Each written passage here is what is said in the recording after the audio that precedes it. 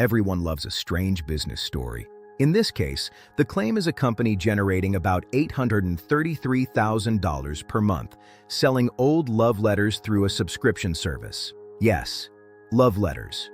According to the interview, the business called The Flower Letters sends subscribers historical love letters through the mail. The company reportedly has around 50,000 subscribers and expects to generate $8 to $10 million per year. At first glance, that sounds unbelievable, but let's break down the math.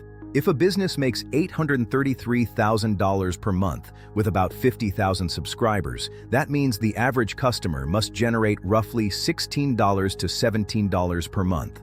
That's actually a realistic subscription price, but revenue is only part of the story. The real question is, what happens after advertising, fulfillment, and churn? In the interview, they mention a $30 customer acquisition cost, meaning it costs about $30 in advertising to acquire each new subscriber. If the monthly subscription price is around $16, then the business would need a customer to stay subscribed for at least 2 months just to recover the advertising cost.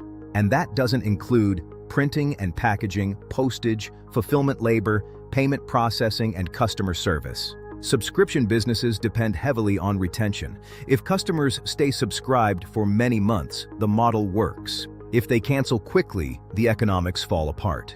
And according to the founder, managing this business is actually very complicated because they handle hundreds of different historical letters and physical inventory. So, while the idea sounds simple, the operations behind it are anything but simple.